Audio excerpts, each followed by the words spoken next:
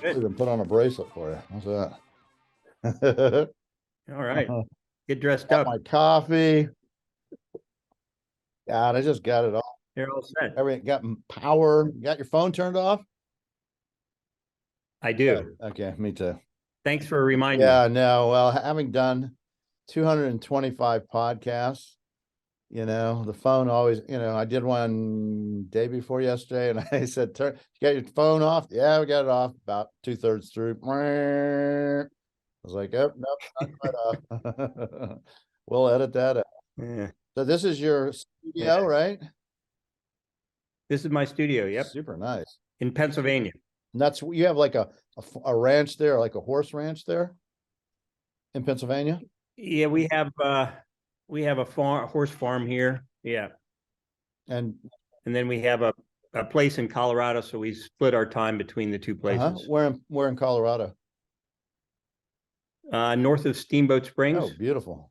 That's really beautiful. There's a cool show on the New America West that's opened at the Steamboat Museum. Are you familiar with that show? I am. I'm on the board, and I was the one that part of the committee that got that started. Yeah. Tell me about that, by the way. By the way, I have John Fawcett on today, and we've already started the podcast, but we're finding out about that Steamboat show because it looks just fascinating. Tell me a little bit about that show. Well, the museum itself, I joined the board of the museum, I think in 2016, and it's a wonderful small town museum, but it's getting quite a bit of national attention. And especially with this show, I think, which is the New West, the indigenous contemporary art. And we wanted to bring in a lot of more contemporary people, both living and deceased. So we borrowed a lot of work from living artists, and then we got quite a bit of work from the TIA collection there in Santa Fe. And also, but our main focus was to try to incorporate these founders or people that taught at the IAIA there in Santa Fe. So Fritz Scholder, Alan Hauser, et cetera. And so we incorporated Doug Hyde, and those were kind of our base, Earl Biss, and we kind of expanded from there. So it's a fascinating show. Seth Hopkins from the Booth Museum is curating it, and the opening was just this last weekend, and it got great reviews, and I think it'll be really a wonderful exhibit for the museum and really put our museum on the map. I think it already has in a weird way because it's getting good buzz. People are looking at it. I watched a video on Seth the other day and just showing all the different paintings that were going, some great ones, Big Ed Mel and TC Cannon, just a variety of cool things. But what I find interesting is, so you're on the board and you pushed for this happening, but when I look at your work, I would think of you as a very traditional artist of the West. But yet you're going, this is important too. We need to be embracing this as well, right? Exactly. And part of the museums, we've had a lot of exhibits there in the past. We try to have 2 major exhibits a year. And the focus before has pretty much been retrospective exhibits. I had a retrospective there in 2015. Len Schmiel had an exhibit there. Jim Norton had an exhibit retrospective. And the 4 landscape painters that have painted together for a long time, Skip Whitcomb, Ralph Oberg, Matt Smith, Dan Young. I love all these. These are all my favorite guys. They're fantastic. Right. And Scott Christensen, et cetera. Yeah. We wanted to kind of break out of that mold. We're always, as like any museum, we try to always gain new members, new audience, and this was a way to do it, we thought. And so Seth, along with Betsy Grasby, who is the director of the museum, really helped. And it took a long time. It was a lot of work, this exhibit, because we were borrowing from different collections, and we have photo references and so forth that had to be copyright, checked. And it was quite an exhibit to try to, gain all the background information on. Kim Wiggins has a huge piece that we borrowed from the Roswell Museum, and it's like, I know, it's a wall. I forget, 6 by 10 feet or something. Don't hold me to that. That's probably right. I watched him on and we had Instagram, put it on the truck and everything, and I was like, oh my God, it'd be worth just going up to. And we had a big truck. Art handlers from Santa Fe brought a lot of the pieces up, and a member of our board, Jim Heckbert, who's been tremendous help in dealing with a lot of the artists, going to Santa Fe several times and talking with the artists and so forth, and picking pieces up. So it's been quite an adventure, but we wanted to really kind of push the envelope, and hopefully this will move our museum forward, which we're like I said, every museum's trying to do. Yeah. And so you're pro the New West, seeing this kind of material, as am I. I also love traditional Western art, Native American art. Right. But how do you think this affects you, either in a positive, negative, or any way, as an artist of yourself, who is really capturing very traditional Western and Native American imagery in a traditional, more, fashion? Right. It's not, I look at more of as a branching out, not that I'm trying to change my style or look at these pieces and say, oh, I would like to emulate them or paint like them or whatever. Right. I'm really gonna, my style is my style. And somebody early on said to me, you don't have to worry about your style. It will develop, in spite of you. Right. So it really hadn't changed that for me. It's just a matter of trying to keep an open mind to art and have the museum expand, for a new audience, really. Yeah, it's good. We're not going to be going, as far as the museum goes, we're not going to be going in a contemporary mode from now on. We just want to expose the general public, and especially our members, to what's out there, because a lot of people, in the community or around, haven't known about these artists like T.C. Cannon or Earl Biss or whatever. Well, and I think, you look at a Frida West in Oklahoma City, they have Ed Mell showing there now. So, and I wouldn't have ever thought that would occur. I'm not even sure Ed would have thought that, but it just shows that we in the Western Native American arena art world, we need to have we need to be open to these kind of things, because everyone we bring in, no matter what it is, if the imagery relates to the West and our culture, that's a good thing, in my opinion. I could see somebody literally going, only collecting modern Western, and then finding the more traditional and going, I want the traditional stuff too. Really, actually, I want to go back to that. And I guarantee it will happen at times. Just makes sense. I just know how that. Right. So let's find out, yeah.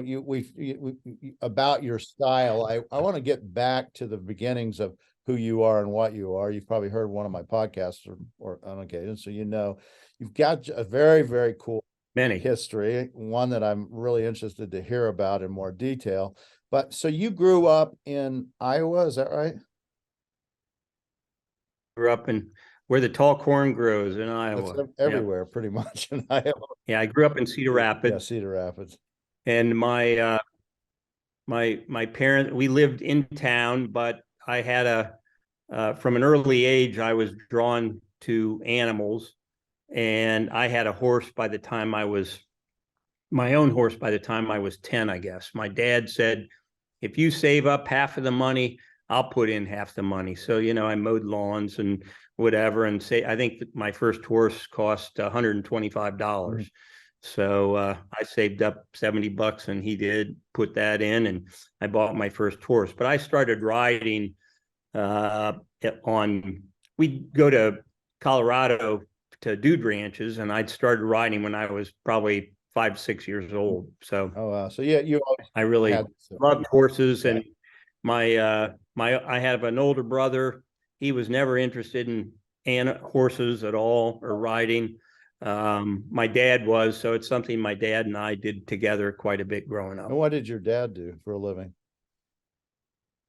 He was in real estate. He worked for a publishing company first, doing real estate magazines, and then he moved. He was sold ranches mainly in the West, but that was later on. My parents were very supportive of whatever I wanted to do. I never thought that art would be a profession. I thought it was a cool hobby, and I always used to draw pictures in class and pass them around and make everybody laugh or one thing or another. But Were you the class artist? I never in a million years thought that was a vocation. I always thought it was an avocation. Were Probably you the class artist? starting out, one of the biggest influences, and this is kind of funny because if you're a kid, you have no idea how things are going to affect you later on. And I had one of my best friends, his father was a part-time artist. And I thought he was like the coolest guy. And he'd wear a beret and he was just very artsy.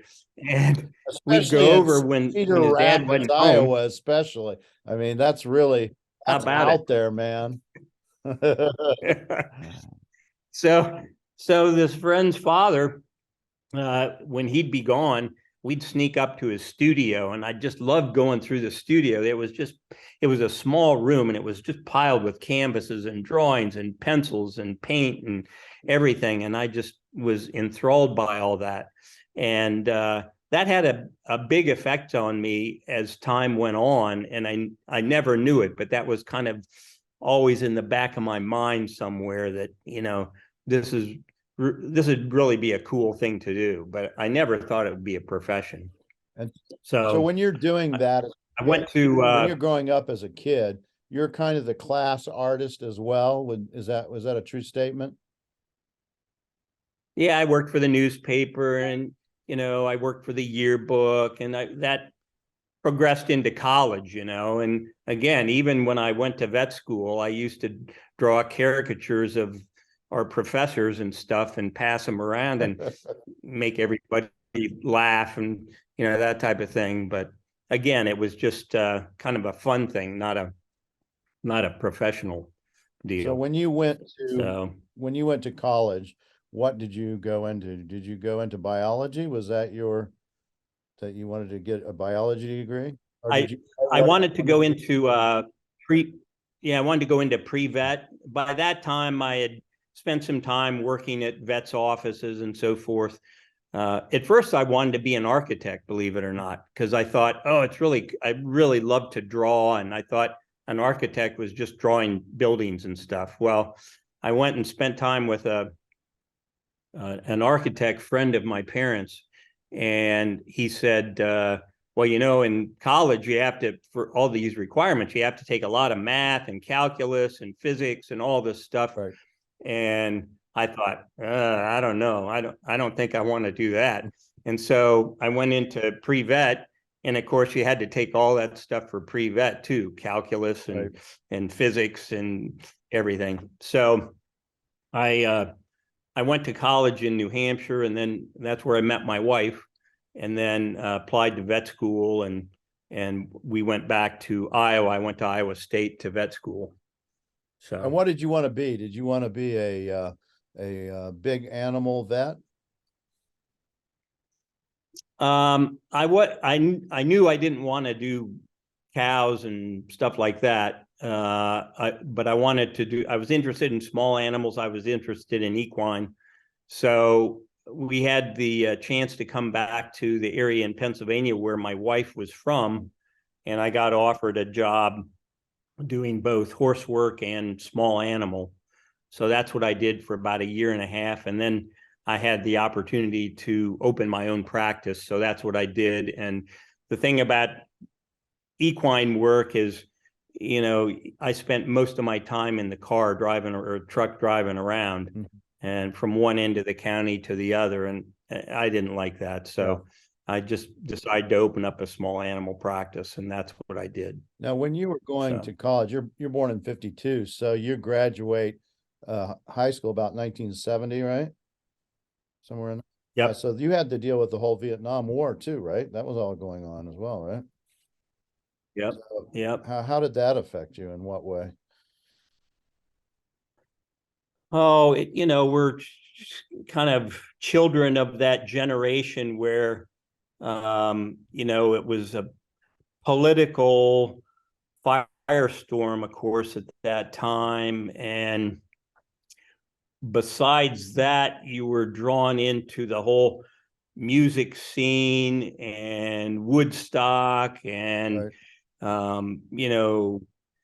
all that. I think we had, I hate to say this, but some of the best music of any generation, really, back in, the 60s and 70s. Yeah. So some people, I'm sure kids today disagree, but you'd be surprised. A lot of kids anyway, I think really that really affected us more than I was political in that, we didn't like the Vietnam War, but that the people that were fighting there, I didn't want to disrespect them for sure. Yeah, but even that, I mean, and I think we all kind of felt that coming from where we did. I came from Eastern New Mexico, very conservative area. And you're in Iowa. And so that's kind of going against the grain of what people are saying. I'm sure at some point it flipped by 1970. I'm sure it flipped as far as how people saw it.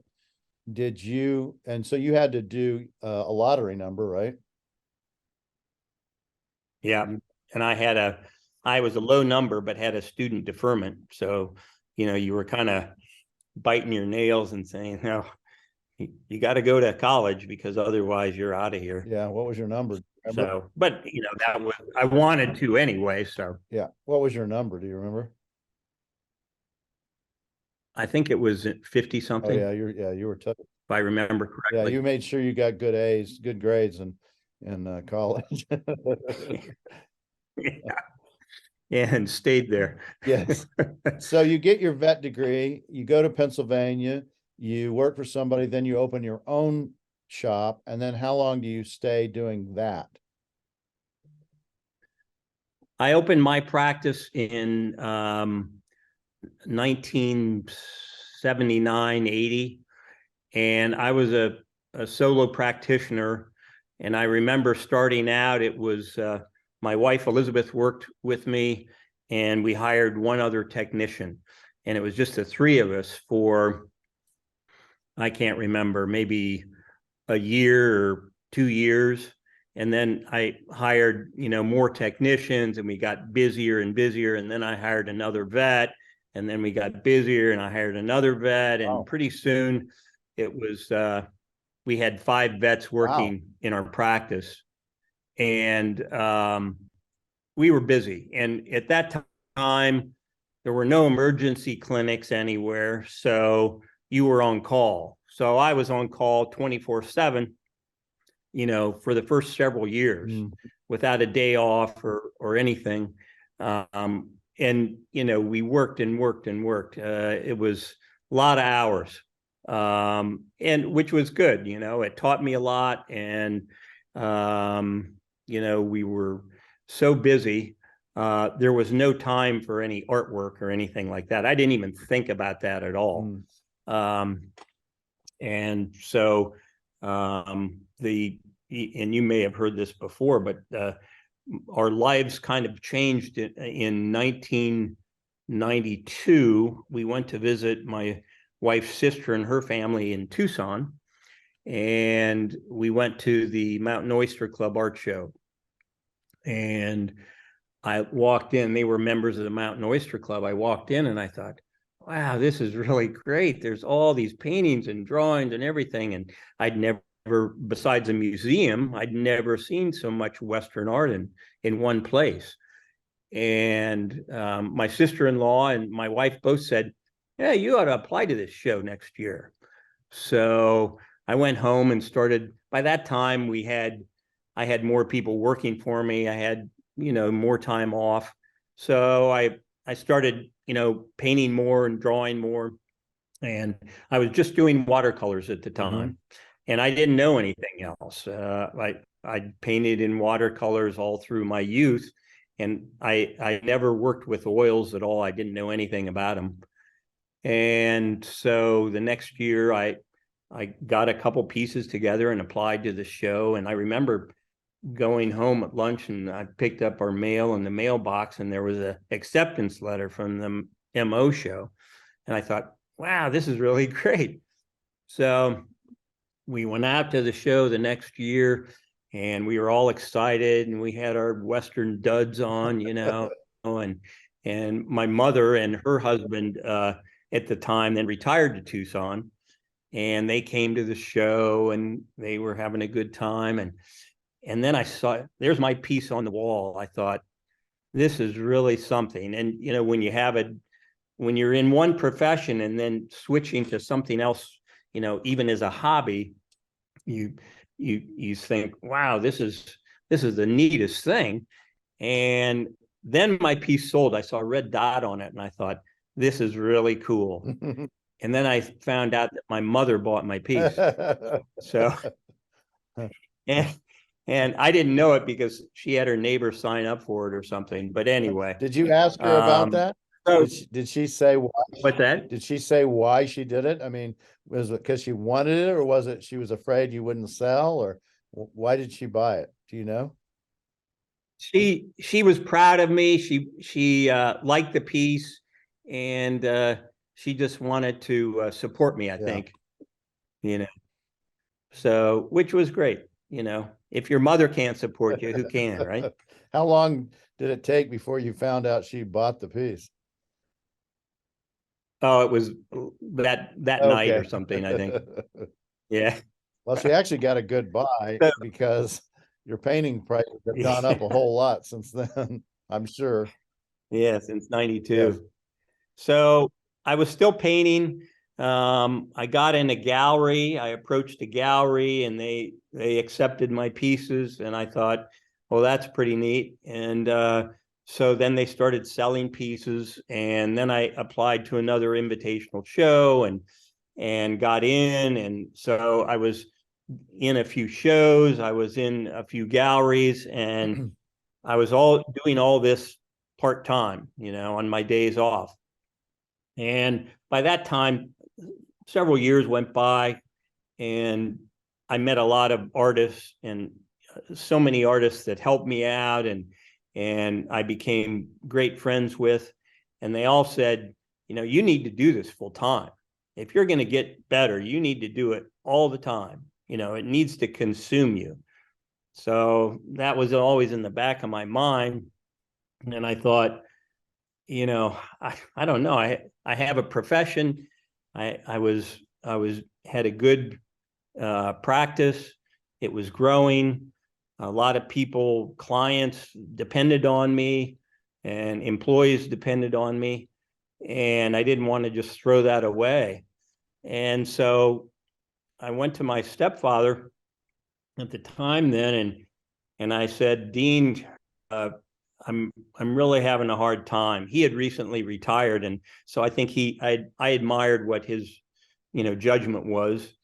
And I said, I'm really having a hard time. Am I crazy to think about, giving my practice up to paint all the time. Mm-hmm. And he said, when you're painting, do you think about veterinary medicine? And I said, no. And he said, well, when you're doing surgery, do you think about art? And I said, yeah. He said, there's your answer right there. So I was fortunate enough to be able to sell my practice within probably 6 months of that conversation. And I still kept my license for a couple of years and kind of eased out of my practice, worked, kind of part-time for a few days and then a little less and a little less. And finally, the younger people that were in my practice said, you really don't need to come back. We got everything handled okay. So I said, that's fine with me. You're in good hands now. So what was your conversation? So I jumped off the cliff. Yeah, I was going to say, what were your conversations with your wife when you were making this transition? Because that's a big thing for her too, right? You have all this income in, you're a doctor, you've got all these kind of, in the community known as Dr. Fawcett, the vet, and there's it had to have been a kitchen table subject for quite a while. It was, and she never doubted me, and she was always very supportive. It wasn't like, well, you can try it for a year, and then if we're not doing well, then you're going to practice again. It was never like that. She always believed that we could do it, and I think that was a great help because both of us thought, well, we're both pretty stubborn, so if I was going to commit myself to this, she was too, and there was no looking back. But there were a lot of conversations, and I remember telling some family members or close friends, we were thinking about doing this, and they said, "What? Mm-hmm. What are you going to do?" Right. I mean, yeah, we think you're a good artist, but are you that good? So, and then I thought, geez, maybe I'm not doing the right thing. I don't know. Sure. So, but she was always very supportive, and it was never really a question of, are we going to be able to make it or not? Do you remember when you first started calling yourself an artist instead of a veterinarian? That it took several years, and especially we'd see people when we were in Pennsylvania here. Well, for example, I remember seeing going into my dentist, and my dentist said, "Well, how do you like retirement?" And I looked at him and I said, "I didn't retire. I'm working as hard now as I was when I was practicing." But they didn't understand that. She was just trying to be friendly. But it took several years, and you'd see people in the grocery store, the hardware store, or something, and they'd say, "Hey, Doc, Buffy has this, and what do you think about this?" And I'd try to be nice and everything. And finally, after a while, enough time went by that people weren't asking me anymore. But still, I'm sure they still. It took a few years to think of myself as an artist. Yeah, I'm sure they still do, and on occasion, still ask you about Buffy. I know people ask me. Well, of course, still ask me. Oh, my knee hurts, or I've got a problem. Like, okay, if you want an art dealer to tell you what. Yeah, you've been through it. I mean, Oh yeah. I'm sure you had conversations at your dinner table. Yep, had all those. Again, my wife was like yours. Go for it. 100% supportive. Other family members are like, "What are you doing and why? Don't give up your license. You're out of your mind." All that kind of stuff. Yeah, no, I mean, I can relate completely. And I also do remember when I heard that I heard Tammy Wynette kept her beautician's license even for several years after she became a hit country star. Yep. So I figured, well, I better keep my license for a few years. And then I remember it was about maybe 3 years after I sold my practice, and I got my renewal notice, as I'm sure you did too, and you have to have a certain amount of continuing education hours, and you got to pay so much money to have your license renewed and everything. And I got it in the mail, and I said, no way, I'm not doing this. Forget it. And I just threw it in the trash. Yep. So, Yeah, well, what I did for a long period of time is, because you do have to do these CMEs, I would go and give a lecture. I'd be like a keynote speaker, but I would talk about Native American material or art, and they would give me the credits for doing it, and I didn't have to do, and it worked out well, because a lot of doctors are like, God, how can I become this person? I want to get out of medicine, do what he's doing.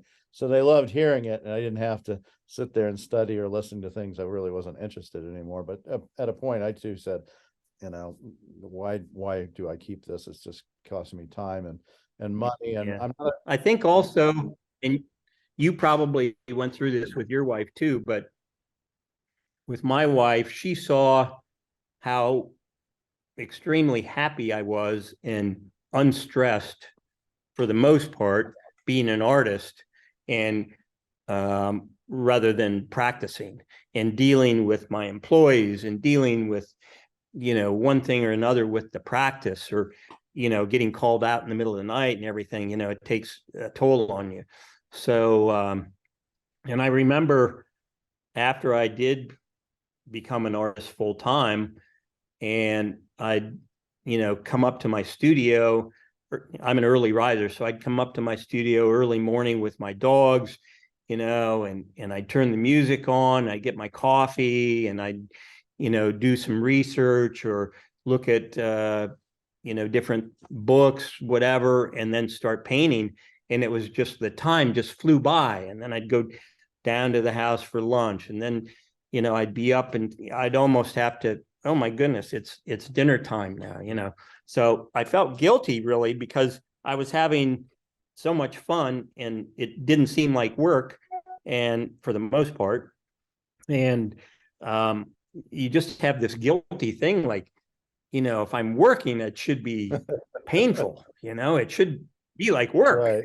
Right. So I felt like I was just screwing around all the time, but I obviously was doing work. It was just a different type of work. Yeah, no, I had similar experiences, and my wife was very pleased when I quit bringing herds of people into our house to show them rugs and all the things that I had for sale. It was like, can you, she was glad there was a gallery for it to go to. And yeah, I would have people bring me objects to show me in the doctor's office, and they'd be sitting there with like a pot in their lap, and and I'd have them come in first, and the patients would be waiting because I was so excited to see what they had, and I wasn't so excited about seeing another knee. So yeah, no, I had a similar, and it does feel like, joy, fun, every day is pretty much like that. You have issues, I have a business which has got Right. its own issues, but working with artists for me is just like so much enjoyment. They're just a different breed of humanity. They just have this, they have to create, they want to create. I'm creative. I love seeing what they do. I like talking with them. To me, the best part of my job, even though I deal with a lot of different components of deceased art and, native artists and antique stuff, is the living artist.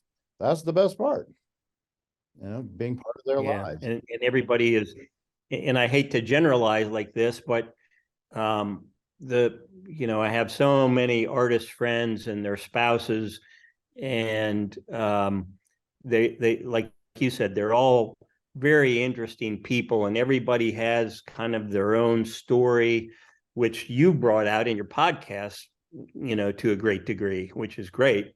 But when you'd go to a veterinary convention, and I'm sure it was the same with physicians, and you'd go and everybody was just kind of sitting there, and it was kind of the same thing. I told my brother, who's a physician, one time, being an artist, I think, is much more difficult than being in medicine or veterinary medicine or whatever. And he looked at me like, what are you, crazy? Well, you have a diagnosis for the most part, and these are the treatments, and the treatments may change, or the drugs may change, or surgeries may change over time, but it's pretty much cut and dried what you do. Whereas being an artist, I mean, there's just no, limit to what you can do or what you can accomplish or your style or whatever. I mean, it's the imagination part of it comes in, and there, of course, are a lot of different components to this, but there's so many things that go into it that people just, really don't realize if you're not an artist. Yeah. And it's a weird profession. I mean, it's a very odd profession to have. There's not very many people that do it. You're dependent on other people for the most part to sell your work. So even if you're doing the best work of your life, if they can't sell it for whatever reason, no income's coming in, which is not only problematic for buying food, but it's also, your ego's like, what am I doing wrong? Why aren't they buying it? I'm doing my best stuff. And so it's like being an actor or anything, or a writer or any other creative, thing. It's a different world. And but clearly you've embraced it wonderfully. And so when you finally make the switch, which is I'm getting like 95, 96, somewhere in that time frame. 96. Yeah, 90 is when I sold my practice. That's when you sold it. And so at that point, do you have a gallery or two already in the bag? Yep. I think at that time I had maybe 2 or 3 galleries in different parts of the West. And you were just doing watercolor. And as you're starting out, of course, you go to a gallery that you think is good, and they accept your work and they start selling your work. And then you move on sometimes. Sometimes it's not the very first galleries you start out at aren't the galleries you end up at, which is a normal transition, I think. I remember it was one of my first galleries I was in, and I went to him and I said, I hate to do this, but I've been accepted in another gallery that's basically a competitor, but a little bit higher end. And he was and I won't name any names or anything, but he was the nicest gentleman to me, and he said, "Hey, I think you need to go for it." He says, you've basically outgrown our gallery. Yeah. And I'm not sure whether that was true or not, but he was really a gentleman about the whole thing. And I was so appreciative to what he had done for me and what the gallery had done for me. I didn't want him to think that I was disrespectful or unthankful or anything, but it was really a great thing he did for me, I think, at that time. Yeah, maybe you want to mention who it is, because that's a pretty cool thing, actually. It was Jim Sanders in Tucson. Yeah, I mean, that's an upfront where you're putting your artist, even if they're leaving you, your artist's concerns above your own. And that's a great thing to do. Yeah. Yeah. Yeah. And that comes back in spades, actually, because recognize. And over a period of time that, especially, all artists talk, you talk amongst your friends about, shows and galleries and one thing or another. And you find out which galleries you want to be associated with and which galleries you don't. Yeah. And it's around, and, people talk just like, veterinarians or veterinary clients talk, don't go to so-and-so, you need to go to, so-and-so. So it's always helpful that way, but you learn as you go, and, it takes a lot of time to weed all that out. At first you think, if you're just starting out in the profession, and I see this with people in workshops that I teach, and they ask me advice about, galleries and this type of thing. And it takes a while to, weed out and find the right fit between, personalities sometimes clash. Sometimes you just get along great with somebody, and somebody else you might not get along well with, which, one of your friends gets along great with. So you just need to kind of find all this out for yourself. Yeah. Trial and And error. I think you're right. I think it's important as an artist, go talk to the other artists because they're going to tell you what they think about the gallerist.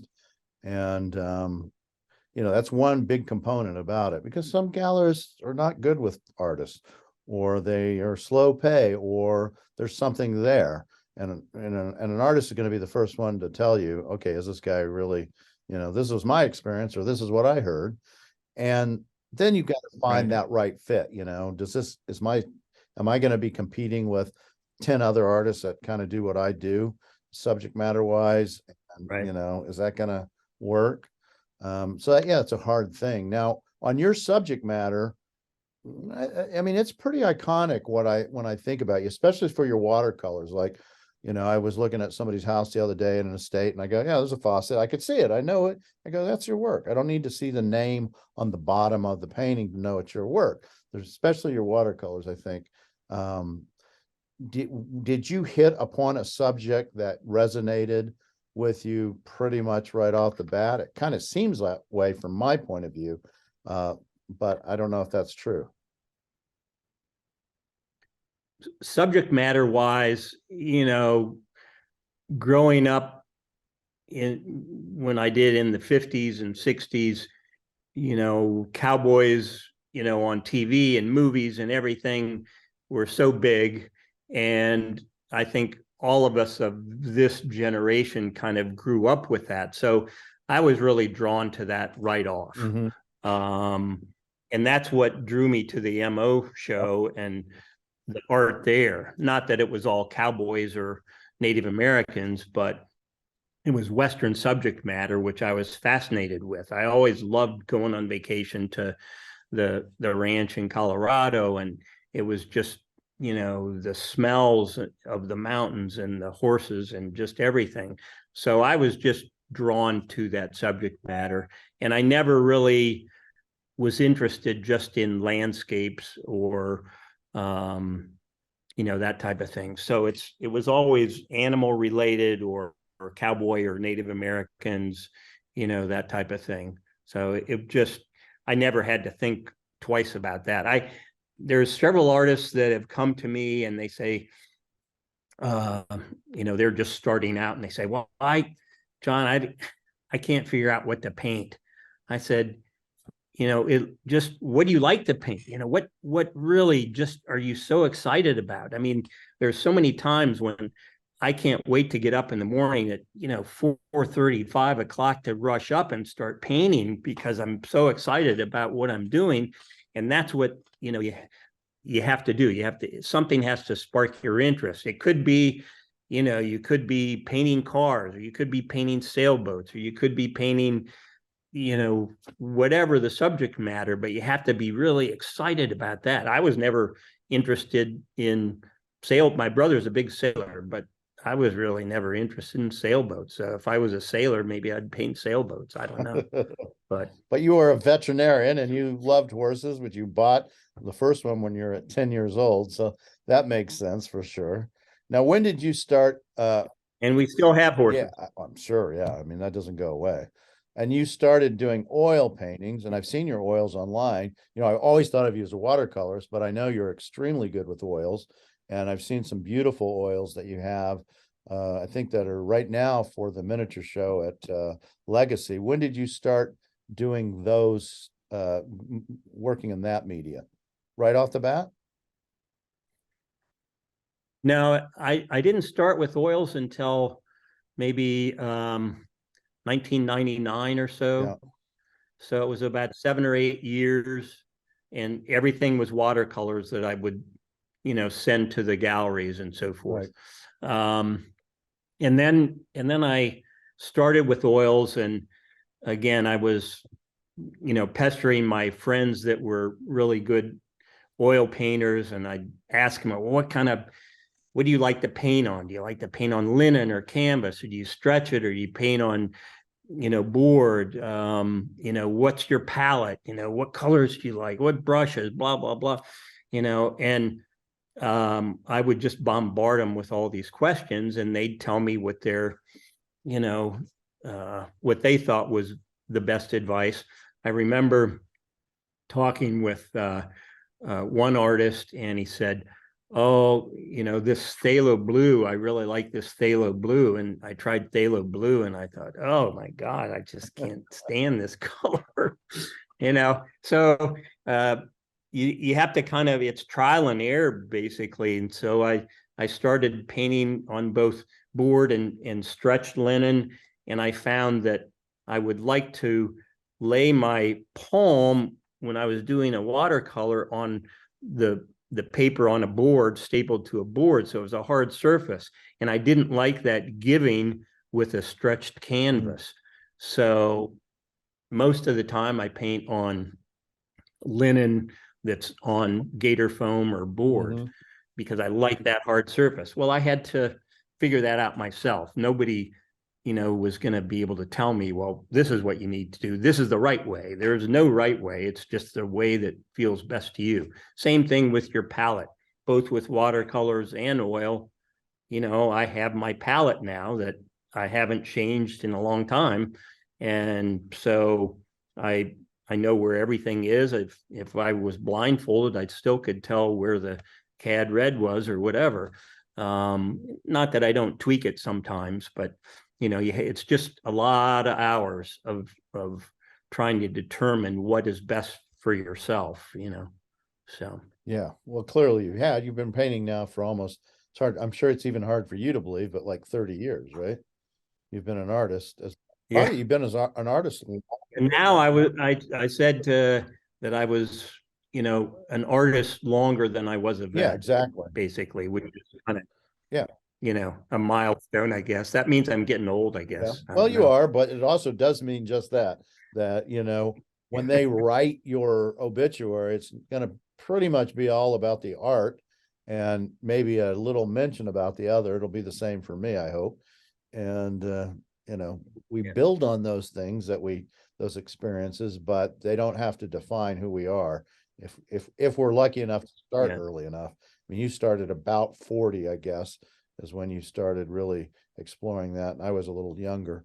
I was 32.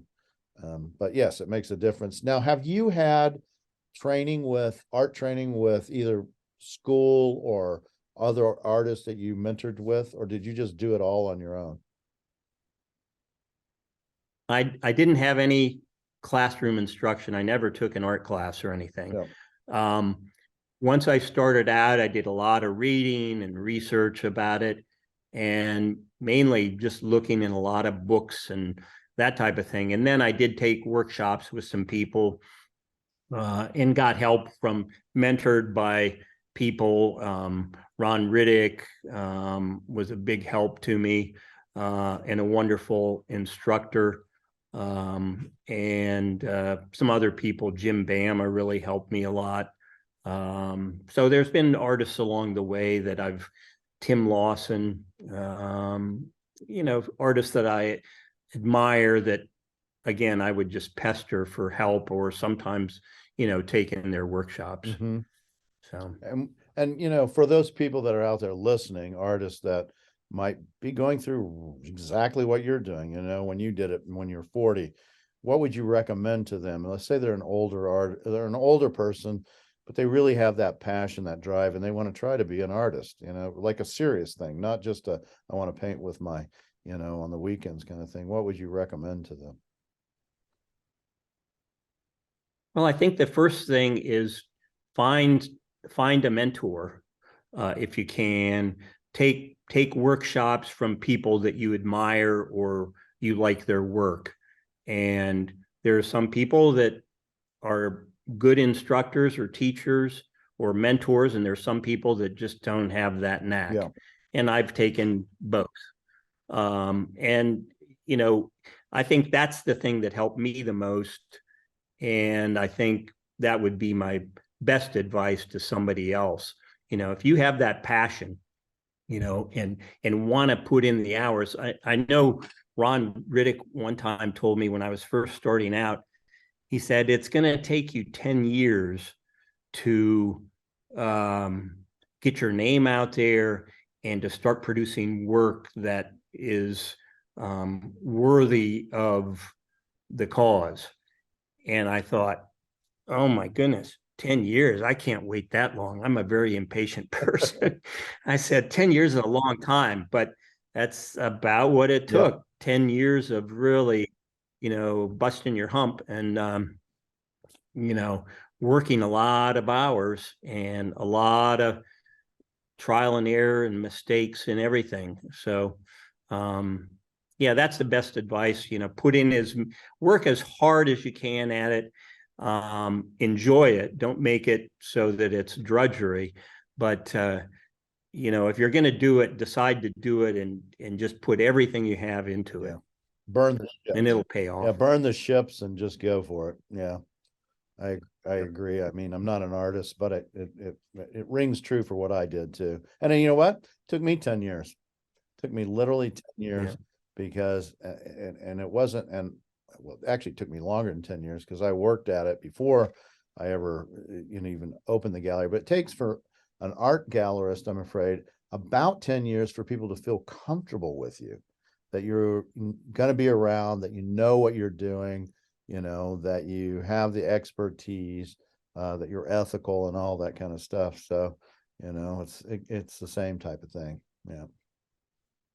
And when you're in year one of that, you're thinking, oh my goodness, this is going to be a long haul.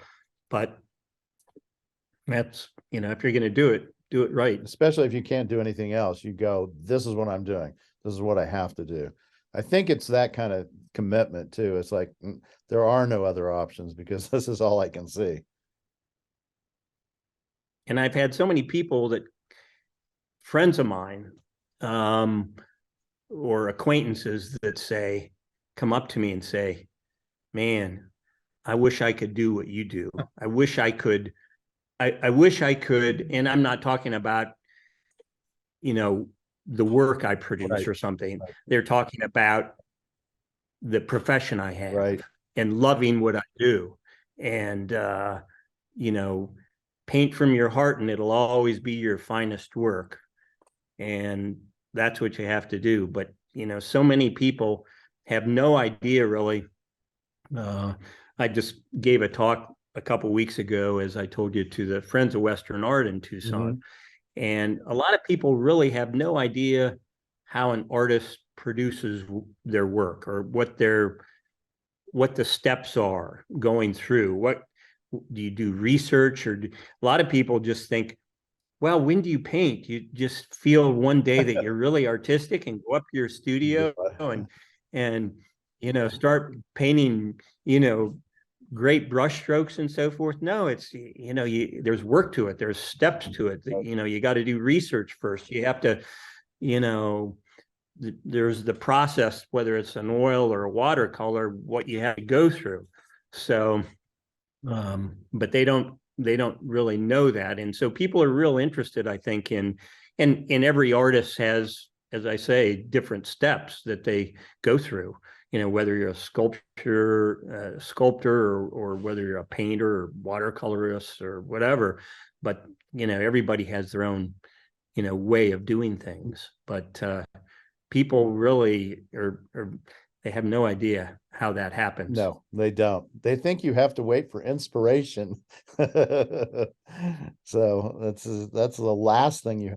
There was a great TED talk, that, and I can't remember the person that gave it, but they were talking about this, and back, the Greeks and the Romans thought that they believed in genius and demons, and they thought actually whether you're a sculptor or a philosopher or writer or whatever, they thought that there was a genius that took over the body and helped you produce these works.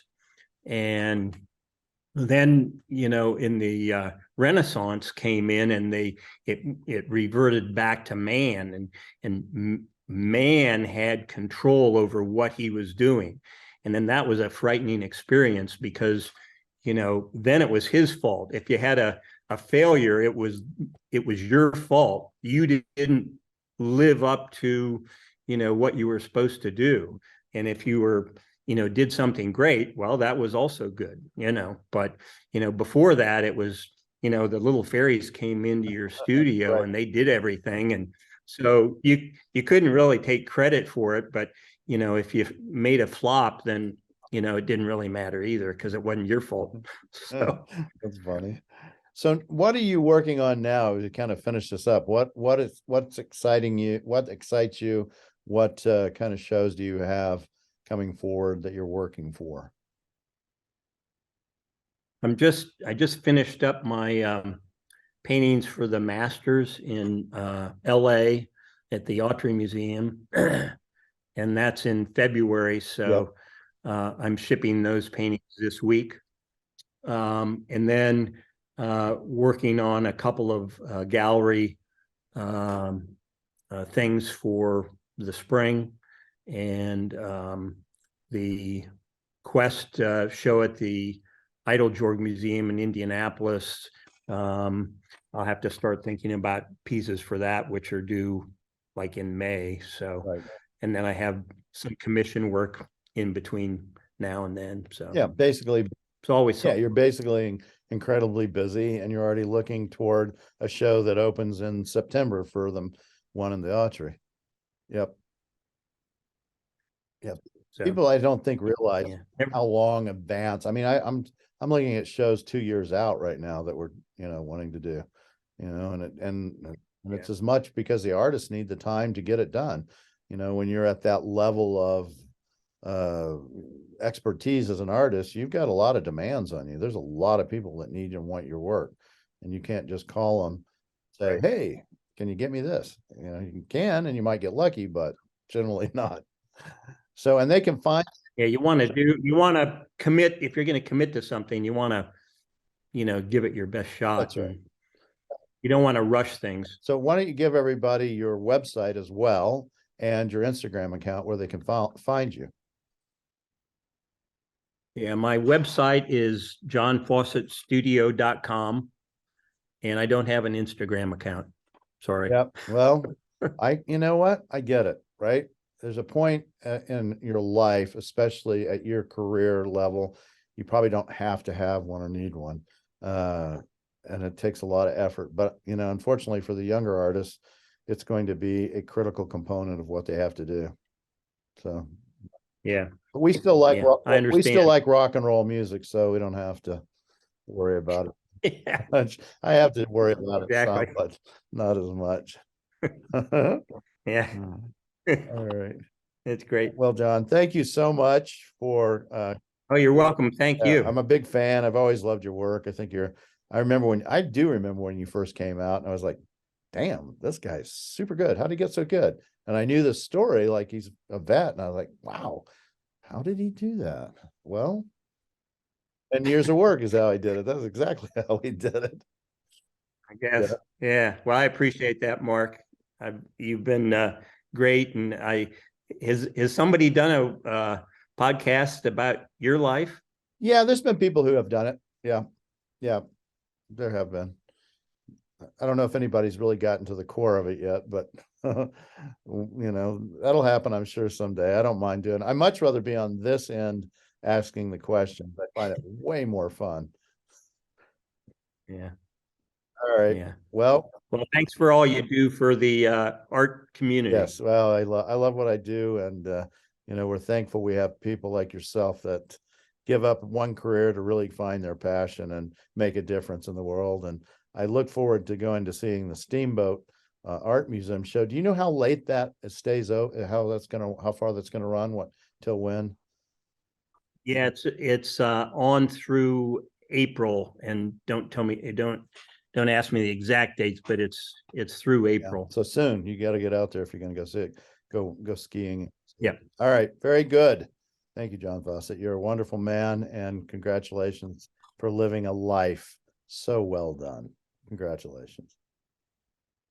Thanks, Mark. I appreciate it. All right. You take care. Thanks. Bye-bye. See ya.